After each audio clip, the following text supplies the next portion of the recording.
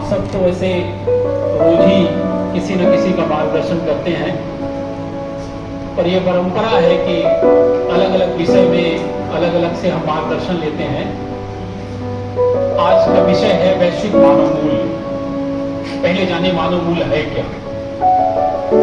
तो समाज में जिन आदर्शों से मानव का जीवन सजता और संवरता है, जिन आदर्शों से मानव मानव कहलाता है, जिन आदर्शों से मानव सभ्य और सुसंस्कृत बनता है, जिन आदर्शों से मानव अपने लिए मर्यादाएं निर्धारित करता है, उन्हीं आदर्शों को हम मानव मूल्य कहते हैं। मूल्य कभी पशुओं के नहीं होते, मानव के ही होते। इसीलिए मानव को इस प्रकृति की सर्वोत्कृष्ट रचना माना गया। मानव का भी जो उत्पत्ति हुई थी वो अपने पशुओं से हुई हुई, लेकिन मानव उन पशुओं को पीछे छोड़ते हुए आज पूरी सृष्टि को संचालित कर रहा है, नियंत्रित कर रहा है।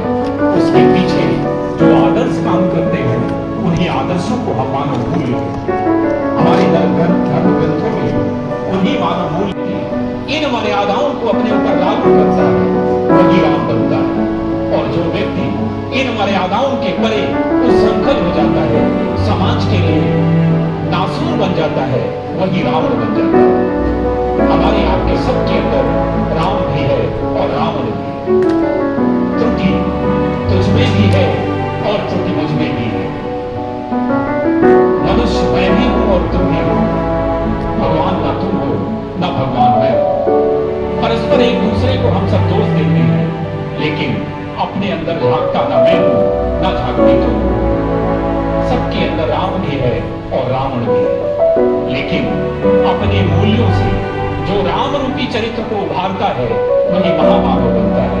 और उन मूल्यों को जो श्रृंखल छोड़ देता है, जो स्वच्छंद रूप से विचरण करने के लिए छोड़ देता है और समाज के लिए एक रावण बन जाता है, जो अधर्म और अन्याय को प्रश्रय देता है, वही समाज के लिए कलंक की भूमिका में आगे आता है। समाज का जो संचालन होता है, उस समाज का संचालन जब शुरू हुआ तो समाज ने अपने लिए कुछ नियम बनाए। नियम इसलिए बनाए कि अगर नियम नहीं होंगे तो इस सृष्टि का संचालन जैसा होना चाहिए वैसा नहीं होगा। नियम होने कैसे चाहिए? तो जो नियम समाज के लिए उपयोगी माने गए, जो नियम इस मानव जाति के लिए उपयोगी माने गए, उन नियमों को हमने नैतिक कहा। और जो इस समाज और इस सृष्टि के लिए अनुपयोगी माने गए, उन्हें हमने अनैतिक कहा। अब नैतिक और अनैतिक की ये जो भूमिका है, उसका निर्धारण वैश्विक कभी कभी होता भी है और कभी कभी नहीं होता है। क्यों? क्योंकि हर समाज नैतिक और अनैतिक का निर्धारण अपनी परिस्थितियों से करता है। इसीलिए मूल्य हो सकता है कि वैश्विक हो भी और हो सकता है कि वैश्विक ना हो। क्यों? क्योंकि हर समाज की परिस्थितियां अलग है। समाज में जो आदर्श स्थापित होते हैं, उन आदर्शों को स्थापित मानव ही करता है, लेकिन उन्हीं आदर्शों की भूमिका फिर ऐसी हो जाती है कि वही आदर्श उन मानव को ऐसे तैयार करता है कि वही मानव फिर उस समाज को एक नई ऊंचाइयां देते हैं। मतलब मानव की जो शिक्षा है मूल्यों की, वो समाज ही देता है, लेकिन समाज हमेशा सही नहीं होता। समाज में भी कई सारी बुराइयां होती हैं। सती प्रथा इसी समाज में थी, छुआछूत इसी समाज में था, फिर वो दूर कैसे हुई? तो हमारे आपके बीच से कुछ मानव ऐसे पैदा होते हैं कि वो मानव उस पूरे समाज को एक नई दिशा देते हैं। ऐसे ही एक मानव दशरथ के यहाँ पैदा हुए थे, जिन्हें हम सब राम के नाम से जानते हैं। मुझे राम इसलिए नहीं प्यारे हैं क्योंकि वो भगवान है। मुझे राम इसलिए प्यारे हैं क्योंकि राम ने अपने लिए मर्यादाओं का चुनाव किया। राम ने तय किया कि पत्नी के साथ पति का संबंध कैसा होना चाहिए। राम ने अपने से तय किया कि पुत्र के साथ पिता का संबंध कैसे होना चाहिए। राम ने अपने से तय किया कि भाई के साथ भाई का संबंध कैसा होना चाहिए। राम ने अपने से तय किया कि केवट के साथ राजा का संबंध कैसे होना चाहिए। राम ने ही तय किया कि पड़ोसी राज निषाद से संबंध में एक राजा का कैसे होना चाहिए। राम ने भी ये तय किया कि यदि दुश्मन रावण जैसा बड़ा हो तो फिर उससे विजय पाने के लिए केवल वानरों की सहायता की जरूरत नहीं पड़ती, उससे विजय पाने के लिए वानरों की भी जरूरत पड़ती है। उससे विजय पाने के लिए पशु पक्षियों की भी जरूरत पड़ती है। जब सीता का हरण हो गया था तब वो पूछते घूम रहे थे, हे खगमृग हे मधुकर श्रेणी, तुम देखिए सीता प्रगति। खग से भी पूछा, मृग से भी पूछा, वानरों से भी पूछा, वानरों को तो साथ ही लिया। उन मर्यादाओं का उन्होंने ना केवल निर्धारण किया बल्कि उन मर्यादाओं का पालन भी किया। जानना और उसे बिना किसी के अंकुश के मानना जीवन में मानव को महामानव बनाता है। और राम ने कहा कि यदि आपने अपनी मर्यादाएं निर्धारित की और उन मर्यादाओं का पालन किया तो आप नर होकर भी नारायण बनेंगे। नरो नारायण भवे। और वो नर थे लेकिन मर्यादाएं निर्धारित किया तो उन्हें ईश्वर का दर्जा मिला। एक महत्वपूर्ण प्रसंग है राम का। जब राम को राजा बनना था, राजा बनना आप सबको कथा मालूम है, उसका केवल विश्लेषण जानना। राम को राजा बनना था, कैकेयी ने वरदान मांगा और राम को वनवास हो गया। कैकेयी ने कहा राम ने जब दशरथ को दुखी देखा तो पूछा क्यों दुखी है ये? तो कैकेयी ने कहा मैंने तुम्हारे लिए वनवास मांग लिया है इसलिए दुखी है। तो उन्होंने कहा इतनी छोटी सी बात के लिए दुखी है? आपकी आज्ञा है और पिता की आज्ञा है, ये मेरे लिए तो सौभाग्य की बात है। कहा उन्होंने सुन जननी सोई सुत बड़भागी, सुन जननी सोई सुत बड़भागी, जे पितुमात वचन अनुरागी। वचन अनुरागी कहा, चरण अनुरागी नहीं कहा, वचन अनुरागी कहा उन्होंने कि जननी यानी माता, वो पुत्र बहुत भाग्यशाली है जो जिसे माता और पिता के वचन निभाने का मौका मिलता है। आज की डेट में वो वचन चरण अनुरागी हो गया है। हमें आपको पिता और माता के वचनों से कोई लेना देना। हम आपने पिता के माता के चरण छुए और हमारे आपके कर्तव्यों की तीसरी हो गई। यही कारण है कि चरण अनुरागी परिवर्तित हो गया। यही कारण है कि जिस समाज के आदर्श भगवान राम रहे हो उसी समाज में वृद्धाश्रम खुले।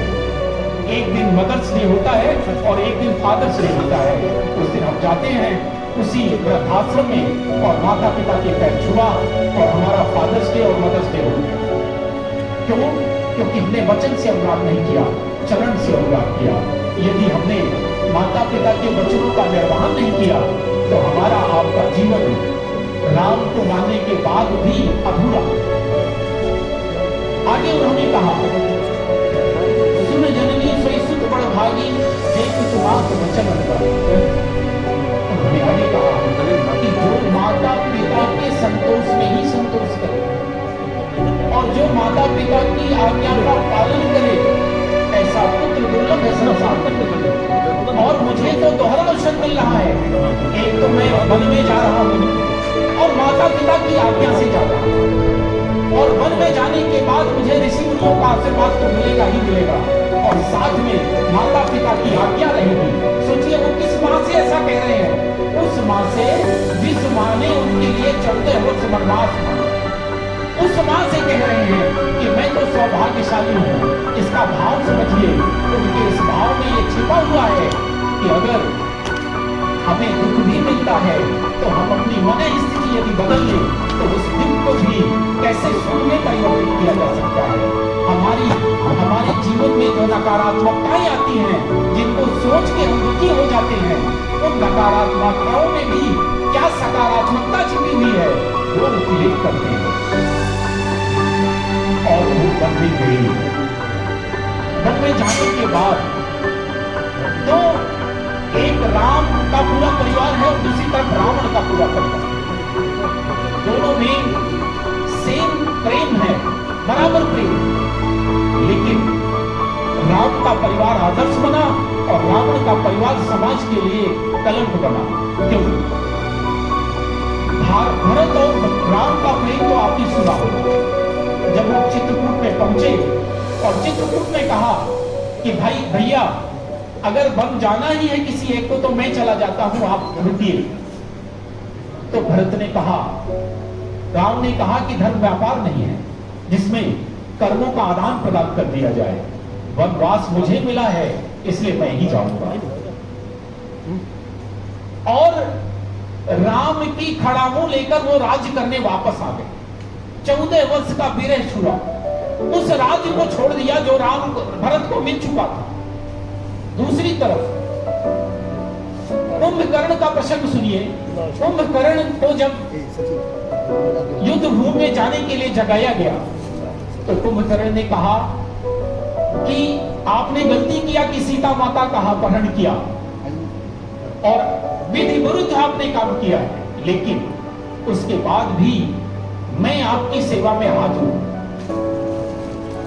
मुझे यह पता है कि युद्ध में मेरे सामने नारायण खड़े हैं और उन नारायण से मुझे युद्ध करना है, लेकिन उसके बाद भी मैं युद्ध इसलिए करूंगा क्योंकि मेरे लिए भाई से बढ़ के कोई दूसरी सेवा नहीं है। बड़ा भाई के रहते, अगर छोटे भाई के रहते यदि बड़े भाई को कष्ट हो जाए तो छोटे भाई के जीवन को धिक्कार। दोनों में बराबर त्याग था। कुंभकर्ण ये जानता था कि आज मुझे मर जाना है, उसके बाद भी वो भाई की सेवा के लिए अपने आप को समर्पित कर दिया। और भरत का भी त्याग देखिए, लेकिन समाज के लिए आदर्श राम और भरत की जोड़ी बनी। क्यों? क्योंकि राम और भरत धर्म के लिए लड़ रहे थे, मानव मूल्यों के लिए लड़ रहे थे, प्रेम के लिए लड़ रहे थे, एक दूसरे के विरुद्ध जो धर्म की सीमा है उस सीमा का पालन करने के लिए लड़ रहे थे, समाज को एक नई दिशा देने के लिए लड़ रहे थे।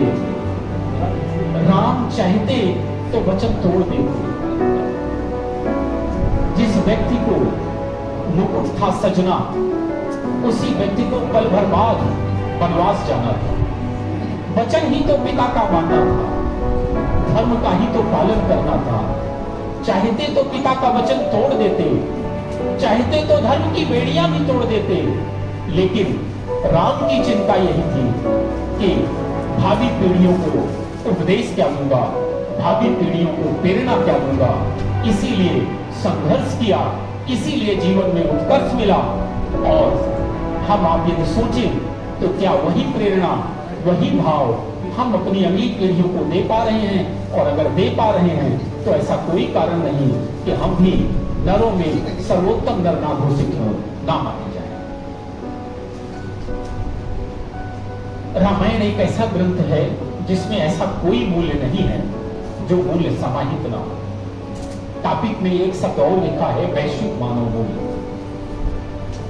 मानव मूल्य बनाए इसलिए गए और मिला भी उसी को था जो मानव, लेकिन मानव की हमने कई सारी सीमाएं निर्धारित कर दी। मानव को हमने जाति के बंधन में बांध दिया, धर्म के बंधन में बांध दिया, क्षेत्र की सीमा में बांध दिया और हर जाति के लिए हमने अलग अलग मूल्य निर्धारित किए। छुआछूत का मूल्य निर्धारित हो गया और न जाने कितने मानवों के साथ वो अमानवीयता की है। मानव मूल्य का अर्थ है कि वो मूल्य जो मानव को मानव होने के नाते मिले, इसलिए नहीं मिले कि वो किसी जाति का, उसमें किसी जाति को वरीयता भी नहीं मिले, किसी क्षेत्र को वरीयता नहीं मिले, किसी धर्म को वरीयता नहीं मिले। मानव है इसलिए वो मूल अपनाए और इस जीवन को न केवल अपने जीवन को सिद्धांत से परिपूर्ण करे बल्कि दूसरे के जीवन के लिए एक आदर्श निर्धारित करे। एक प्रसंग आता है रामायण का, मूल्यों की चर्चा हो रही है। जब मेघनाद से अंतिम युद्ध लड़ने जा रहे थे लक्ष्मण, सुबह हुई, लक्ष्मण हनुमान जी के साथ उनके पास आशीर्वाद लेने पहुंचे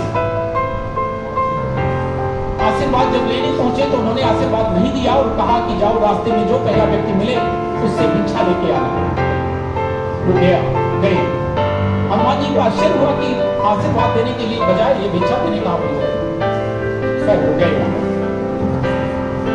और मूल्य देखिएगा तब के वो गए वहां और जाने के बाद उन्होंने जो पहला व्यक्ति मिला वो रावण का सैनिक था, उसके सामने हाथ जोड़ा और भिक्षा की याचना।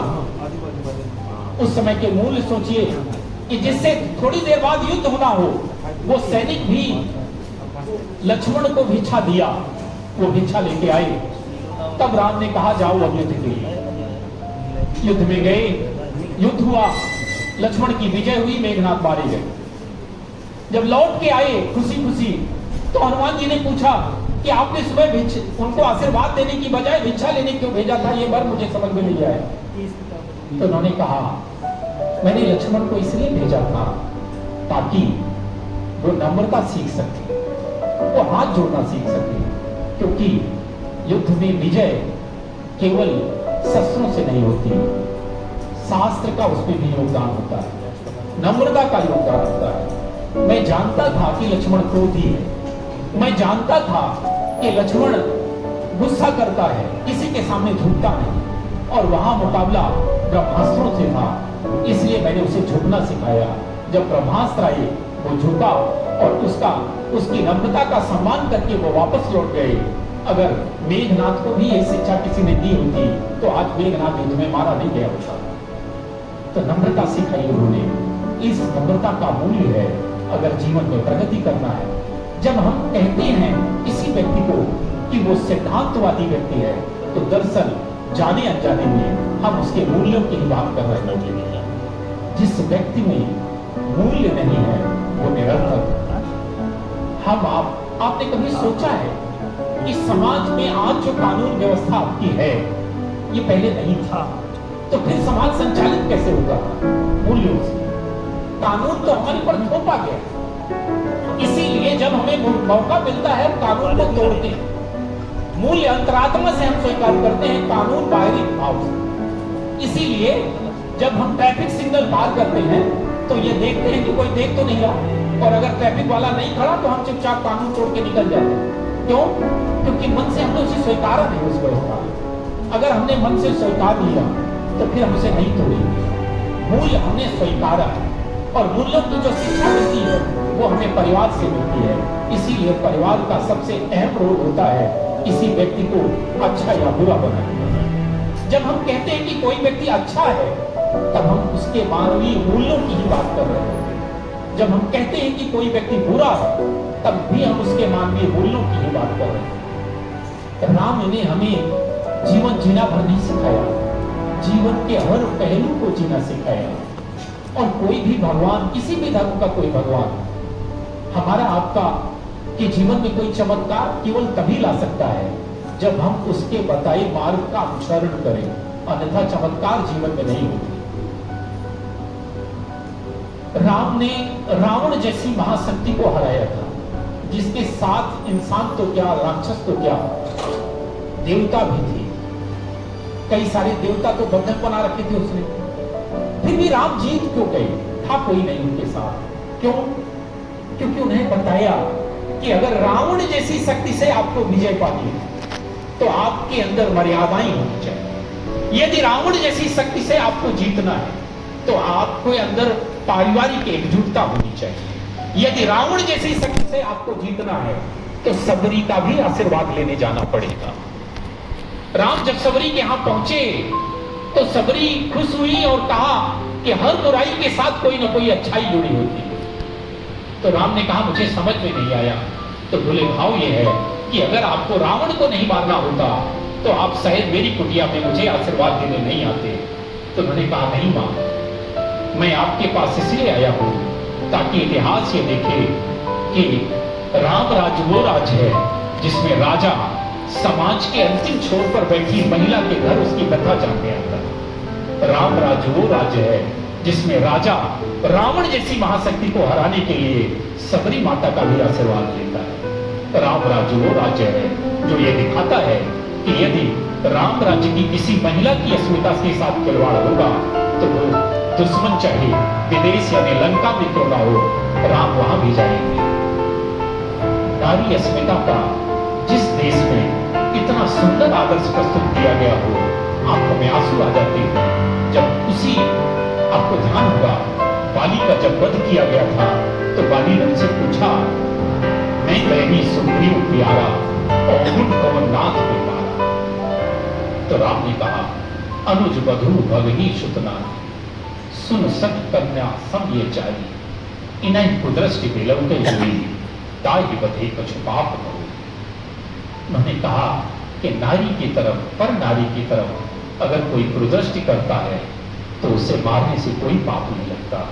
और उसी समाज के अनुयायी ऐसे हैं कि 3 साल की बच्ची के साथ भी उनकी औरत को बेइज्जती करने में कोई शर्म महसूस नहीं होती। और दुर्भाग्य है कि ऐसे लोगों को भी हम मानव कहते हैं। इनसे अच्छा तो राक्षस रावण था, जिसके हाथ सीता इतने दिन रही और उसके बाद भी पवित्र रही। दुर्भाग्य है कि इन वहशी दरिंदों को भी कानून के तहत मानव माना जाता है। इसलिए मानव माना जाता है क्योंकि उनको मानव के समान उनके 2 हाथ है, 2 पैर है, 2 आंख, आचरण कोई मानव जैसा नहीं है। इनसे अच्छे तो राक्षस थे। आपने किसी ग्रंथ में ऐसी क्रूरता नहीं पढ़ी होगी, ऐसी क्रूरता नहीं सुनी होगी। और ऐसे मानवीय मूल्यों के लोगों को, जिनके पास मूल्यों के केवल नकारात्मक भावों की भंडार है, उन्हें भी हम मानव कहते हैं। उनके भी मानवाधिकारों की चर्चा करते हैं और कहते हैं कि उन्हें भी सुधरने का मौका मिलना चाहिए।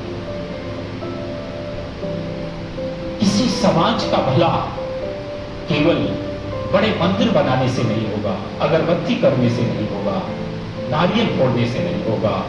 अगर हमने उनके वास्तविक जीवन के आदर्शों को नहीं अपनाया, उन मूल्यों को अपने जीवन में नहीं उतारा, तो पूजा करने से ना भला हुआ है ना होगा। राम ने हमें केवल बताया नहीं कि ऐसा करना चाहिए, ऐसा किया। गांधी ने ऐसा कहा नहीं, ऐसा किया। बुद्ध ने केवल कहा नहीं, ऐसा किया। शंकराचार्य 8 वर्ष की अवस्था में वनवास चले गए थे। एक ही संतान थे शंकराचार्य, अकेले पुत्र थे। और जब वो 8 साल की अवस्था में संन्यास लिया तब उनके पिता नहीं थे इस दुनिया में, अकेली मां थी। और राम तो 14 वर्ष के लिए गए थे समाज को एक नए मूल्य देने। तो जब वो 14 वर्ष के लिए गए थे तब उनका भरा पूरा परिवार था, राज्य था उनका। उन्हें अपने मां के भोजन की चिंता नहीं करनी थी, उन्हें अपने भाइयों के भोजन की चिंता नहीं करनी थी। लेकिन शंकराचार्य को तो यह भी चिंता थी कि मेरे जाने के बाद अगर मेरी मां बीमार होगी तो इस गांव का कोई आदमी उन्हें एक गोली भी देगा या नहीं देगा, खाना भी देगा या नहीं देगा। लेकिन इसकी चिंता किए बिना वो गए धर्म रक्षा के लिए, समाज को एक नए मूल्य देने के लिए, समाज को एक नई दिशा देने के लिए, सामाजिक बिखराव को रोकने के लिए। कोई भी व्यक्ति अगर महामानव बना है तो वो इसलिए बना है क्योंकि उसने त्याग किया। मूल्यों के बीच में भी लड़ाइयां होती हैं, टकराव होते हैं। जब भरत मिलाप हो रहा था तो 2 मानव मूल्यों के बीच टकराव हुआ। एक तरफ थे राम के मूल्य मर्यादा और दूसरी तरफ थे भरत के मूल्य प्रेम। मर्यादा अर्थात धर्म और प्रेम की लड़ाई हो रही थी, दोनों मूल्य थे। राम कह रहे थे कि मैं सब कुछ देने को तैयार हूं भरत भाई, केवल राम अयोध्या चले जाए। उन्होंने कहा मैं तुम्हारे लिए तो न्यौछावर हो जाऊं, लेकिन अगर पिता के वचनों का मेरे ऊपर बोझ ना होता, पिता के वचनों के निभाने की मेरे ऊपर जिम्मेदारी नहीं होती, तो मैं तुम्हारी हर बात मान लेता। और अंत में प्रेम हारा। क्यों? क्योंकि जनक जी ने कहा कि यदि प्रेम करते हो तो फिर सत्य क्यों लगाते हो? प्रेम तो निस्वार्थ होता है। तो अगर निस्वार्थ प्रेम तुम राम से करते हो तो अपने आप को समर्पित कर दो। और इस तरह से प्रेम और मर्यादा रूपी धर्म में मर्यादा जीती और राम 14 वर्ष के लिए वनवास गए। जिस समाज का मूल्य हिंसा अहिंसा रहा हो, जिस समाज का मूल्य परोपकार रहा हो, तुलसीदास जी ने कहा पर हित सरिष्ठ धर्म नहीं भाई, पर पीड़ा सम नहीं अगुमाई। दूसरे के हित के बारे में सोचना ही जीवन का सबसे बड़ा धर्म है और दूसरे को कष्ट पहुंचाना ही सबसे बुरा कर्म। ये उपदेश हमको दिया गया है, हम लोगों ने कई बार इसे सुना है, लेकिन अपनाया कितना? भला तो इससे होने वाला, अन्यथा तो चौपाई हटिए, कोई फर्क नहीं पड़ने वाला। हम सब कानून जानते हैं, मानते कितना है महत्वपूर्ण ये। मूल्य जो होते हैं वो इसीलिए कानून से ज्यादा महत्वपूर्ण होते हैं क्योंकि मूल्यों में अंतरात्मा का जोड़ होता है। मूल्य हम अंतरात्मा की आवाज के आधार पर पालन करते हैं, कानून को हम अंतरात्मा से स्वीकार नहीं करते। और कई बार कानून और मूल्य के बीच में लड़ाइयां भी होती हैं। कैसे? मान लीजिए कि आप किसी हॉस्पिटल में या आपके पास कोई केस आया जिसमें एक महिला गंभीर रूप से जल गई है और उस महिला को हॉस्पिटल में एडमिट किया गया। आप अपने एक किसी परिचित को देखने हॉस्पिटल पहुंचे और जब आप हॉस्पिटल पहुंचे तो वहां भी एक पेशेंट लेटा हुआ। आप जब देख रहे थे तो देखा आपने कि बगल में एक महिला लेटी हुई है, उसका केस आपके पास पहले से था, पति उसका आ गया था, दरअसल उस महिला को जला दिया गया। पति आपके पास आके आपको वकील तय कर दिया। अब कानूनन आपकी जिम्मेदारी उसको बचाने की, लेकिन जब आपने उसकी पीड़ा सुनी, आपको उसने झूठ बोला था, नहीं बताया था कि उसने उसको जलाया है, उसने कहा अपने से आग लग गई है। जब वो पहुंचा तो पता चला उसका एक साल का बेटा है और बहुत दिनों से उसके साथ मारपीट करते हुए फाइनली उसको जला दिया और आपकी ही उसी उम्र की बेटी। आप अंतरात्मा से कब गए? आपके अंदर मूल्य और कानून की लड़ाइयां शुरू हो गई। कानून आपसे ऊपर से थोपा हुआ है, लेकिन आपकी अंतरात्मा कहती है कि जिसके मूल इतने घिनौने हो, जिसका मूल इतना गिरा हुआ हो, जिसके अंदर क्रूरता इतनी भरी हो, क्या ऐसे समाजद्रोही व्यक्ति को भी मुझे बचाना चाहिए या नहीं? ये जो द्वंद्व पैदा होता है वही मूल्य और कानून की लड़ाई। और मेरे समझ से आपकी नौकरी के दौरान कई बार ऐसे फैसले, कई बार ऐसे अवसर आते होंगे जब आपको अंतरात्मा से लगता होगा कि मैं इसे छोड़ दूं या इसे छूट जाना चाहिए या इसे गलत फंसाया गया है, लेकिन आपका कानून उसकी गवाही नहीं देता और फाइनली आपको झुकना पड़ता है उसके आगे। मूल्य महत्वपूर्ण इसीलिए है, हमारे समाज में मर्यादाएं जो राम ने निर्धारित की थी, संविधान के एक अनुच्छेद ने सारा कुछ ध्वस्त कर दिया। संविधान का एक आर्टिकल है 19, स्वतंत्रता का अधिकार। उस स्वतंत्रता को स्वच्छंदता मान लिया गया और उस स्वच्छंदता के नाम पर परिवार को बांधने की, रिश्तों को साधने की, रिश्तों को चलाने की, रिश्तों का भरपूर संचालन करने की जो मर्यादाएं हमारे धर्म ग्रंथों और महापुरुषों ने हमें सौंपी थी, वो सब कुछ नष्ट हो जाए। इसीलिए पारिवारिक विखंडन के इतने केस चल रहे हैं और अगर यही हाल रहा तो परिवार बिखर जाएगा, बिखर ही रहा है। और अगर परिवार बिखर गया तो मानवीय मूल्यों की शिक्षा आपके कॉन्वेंट स्कूल से आपको नहीं मिलेगी। और ये जान लीजिए कि इस समाज को कानून नहीं चला रहा, इस समाज को मूल्य ही चला रहा है, इस समाज को धर्म ही चला रहा है। हम जब अकेले में सोचते भी हैं कि किसी के साथ हमें अन्याय करना है, तब भी जो अज्ञात संकेत हमें रोकने का प्रयास करता है वही मूल्य है और वो रोकने का प्रयास करता है। अब प्रश्न ये है कि आपको पारिवारिक मूल्य मिले कैसे? अगर वो मूल्य अहिंसा का मिला है तो जहां भी हिंसा होगी आप उसे रोकने का प्रयास करेंगे। अगर वो मूल्य प्रेम का मिला है तो आप प्रेम का निर्वहन करेंगे। अगर वो मूल्य परोपकार का मिला है तो अगर कोई दीन दुखी आएगा तो आप उसकी मदद करेंगे।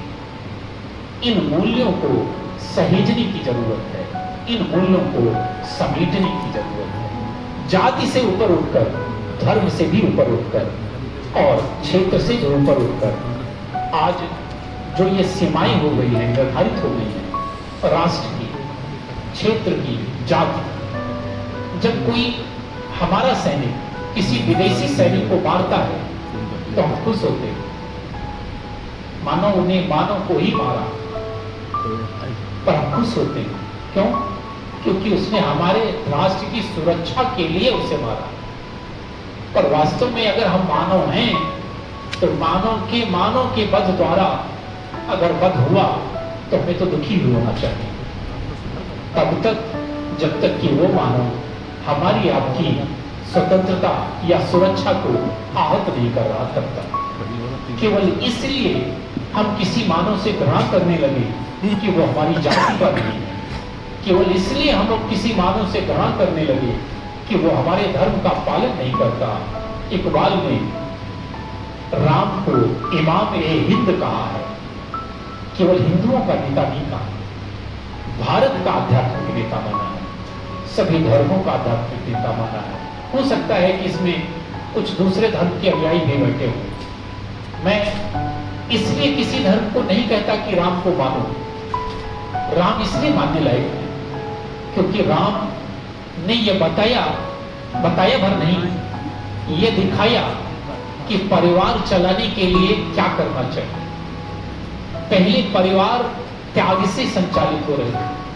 पहला ऐसा मौका आया जब दो भाई राज्य पाने के लिए नहीं लड़ रहे थे, राज्य त्यागने के लिए लड़ रहे थे। भरत कह रहे थे मुझे नहीं चाहिए राज्य, मुझे भाई की सेवा करो, और बड़ा भाई कह रहा था कि मुझे नहीं चाहिए राज्य, मुझे तो अपने पिता के वचनों का निर्वाह करना। इतिहास का पहला ऐसा उदाहरण होगा। दो राज्य और जीते उन्होंने, किष्किंधा जीता, बाली को देके, सुग्रीव को देके चले गए। लंका जिसे सोने की नगरी कहा जाता था, उस राज्य को जीता। और जब रावण के नाना आए माल्यवान, और उन्होंने कहा कि मैं लंका की पूरी प्रजा और लंका को आपको समर्पित करता हूं, आप राज्य संभालिए, हम आज से आपके सेवक। तो ने कहा मैं राम लंका लेने थोड़ी आया था, लंका का राजा तो मैंने कब का विभीषण को बना दिया। लंका तो लंका वालों की है और लंका वालों की ही रहेगी। आप सोच के देखिए कि ये त्याग की भावना जिसने पूरा राज्य छोड़ दिया, अगर हमारे आपके बीच में पैदा हो जाए तो भाई से भाई का एक फुट के लिए विवाद नहीं होगा, ना जाने कितने घर के झगड़े खत्म हो जाए। 14 वर्ष जब पूरे हुए और 14 वर्ष पूरा करने के बाद जब वो वापस अयोध्या लौटे तो पूरी अयोध्या पागल हो रही थी। अयोध्या वासियों के लिए कुछ करके नहीं लौटे थे, वो अपने पिता का निर्वहन किया था। क्यों पागल हो रही थी? क्योंकि अयोध्या वासियों को पता था कि अयोध्या से प्रेम है जो राम को वापस ला रहा है। क्यों? क्योंकि उन्हें तो सोने की लंका मिल चुकी थी, राज्य का लालच होता तो वहीं रुक जाते, फिर भी लौटे, मिट्टी का प्रेम ले आया, भाई का प्रेम ले आया। और धन्य है वो भरत जैसा भाई जिसने खड़ाऊ को 14 साल राजा बना के रखा। जिस राम राज्य की हम आप चर्चा करते हैं, राम राज्य जहां भी एक चर्चा में आता है तो राम राज्य का पर्याय है सुशासन। जहां भी अच्छा शासन होगा उसको हम कहते हैं राम राज्य। लेकिन अगर आप राम राज्य के बारे में सोचेंगे, राम राज्य कैसा था? तुलसीदास जी ने कहा सब नर करहि परस्पर प्रीति, नहीं दरिद्र को दुखी न दीना। कोई दरिद्र नहीं है, कोई दुखी नहीं, ऐसा है राम। पर वो राम राज्य कौन सा था? राजा उसके राम प्रतीकात्मक थे, राम तो थे ही नहीं राज्य में। आप सोचिए कि बिना राजा बने अगर राम की खड़ाऊ 14 साल शासन की और फिर भी वो राम राज्य आदर्श आज तक है, तो अगर राम राज्य रहा होता, राम 14 वर्ष वहां रहे होते, तब राज्य का स्वरूप क्या होता? लोकतंत्र नहीं था उस समय, राजतंत्र था। राजतंत्र में भी राजा की जनता के प्रति इन मानवीय मूल्यों की स्थापना करना कोई सामान्य बात नहीं थी, सामान्य प्रसंग नहीं था। जब वो वहां से लौट के आई तो राम ने कहा, तो भरत ने कहा कि आपने सबके साथ तो न्याय किया, लेकिन मेरी मां कैकेयी को आपने कोई दंड नहीं दिया। कैकेयी को भी दंड मिलना चाहिए, क्योंकि उनकी कुटिलता के कारण ही हमारा परिवार बिखरा। आप 14 वर्ष वहां गए, हमारे पिताजी का स्वर्गवास हुआ। राम का जवाब सुनिएगा, बोले तुम्हारे समझने का फेल है। हमारा परिवार बिखरा कहां, हमारा परिवार तो इकट्ठा हुआ। यदि कैकेयी माता नहीं होती तो राम और भरत के इस प्रेम को दुनिया कहां से देख पाती, लक्ष्मण के सेवा भाव को हम कहां से देख पाते। तीनों बहनों का अपनी बहन से और इस परिवार से प्रेम, भरत, लक्ष्मण और शत्रुघ्न की पत्नियां का ये प्रेम, ये समाज कभी नहीं देख पाता। और अगर ये नहीं देख पाता तो हम इस समाज को देख के क्या जाते हैं। तो हमें तो उनका ऋण चुकाना चाहिए कि उनके उन वचनों के निर्वहन के कारण हम वहां गए, उनका आदेश मानकर हम वहां गए और हम वहां से एक नई परंपरा स्थापित करके लौटे, जो युगों युगों तक इस समाज और इस राष्ट्र का भला करती है। जिन मूल्यों की स्थापना ऐसे महामानवों ने की हो, उन मूल्यों में जब इतना अवमूल्यन देखता हो तो मन थक जाता है। कितनी हिंसा हो रही है, कितने पारिवारिक विवाद चल रहे हैं। महिला के प्रति देखो तो हिंसा, भाई का भाई के प्रति देखो तो हिंसा, एक धर्म का दूसरे धर्म के प्रति हिंसा, संप्रदायवाद, क्षेत्रवाद, भाषा, जातिवाद, लड़ाइयां। और इन सारे घरों में रामचरितमानस है, इन सारे घरों में राम की पूजा हो रही है। इन सारे घरों में जब राम का भरत से मिलाप होता है तो आंसू बहते हैं। इन सारे घरों में सीता के त्याग की चर्चा होती है, राम के त्याग की चर्चा होती है, दशरथ और भरत राम जैसे पुत्र की चर्चा होती है। लेकिन हम चर्चा भर करते हैं, आचरण में नहीं समाहित। और अगर आचरण में समाहित नहीं होंगे तो मुझे नहीं लगता कि समाज का भला केवल नाम जपने से होगा या नारियल तोड़ने से होगा। श्रद्धा का प्रदर्शन, मूल्य और मानव दो चीजें। मूल्य का मतलब है हमारे अंदर भाव पैदा हो जाना, मानव का मतलब है उसका प्रदर्शन करना। जैसे अगर आदर हमारा मूल्य है तो मानक हाथ जोड़कर आदर करना भी हो सकता है, पैर छूना भी हो सकता है। मसाई जनजाति कुछ और करती है, उनके यहाँ जब कोई आता है तो वो आदर करने के लिए उसके मुंह में थूक देते हैं। उन लोग का भी वही आदर वो भी दे रहे, उनकी संस्कृति है। तो समान मूल्य हैं पर मानक अलग अलग है। तो मानक अलग अलग हो सकते हैं अपनी संस्कृति के अनुसार, लेकिन वो मूल्य तो होना चाहिए और होना भर नहीं चाहिए, मानना चाहिए। तो अगर हम उसे मानना सीख जाए तो समाज का भला होगा। और मानवीय मूल्य अगर वैश्विक ना भी बन पाए तो राष्ट्र के तो अपने मूल्य होने चाहिए, क्योंकि इन्हीं मानव मूल्यों से ही व्यक्ति का चरित्र निर्माण होता है। और अगर व्यक्तियों का चरित्र निर्माण हो गया तो राष्ट्र का ही वही चरित्र बनता है। व्यक्तियों से मिलकर ही राष्ट्र बनता है। राष्ट्र का चरित्र वही होगा जो किसी समाज के अधिकांश मानवों का चरित्र होगा। देखिए, किसी समाज में यदि राम रहे हैं तो रावण रहेंगे, लेकिन रावण की संख्या अगर बढ़ने लगेगी तो वो चिंता की बात है।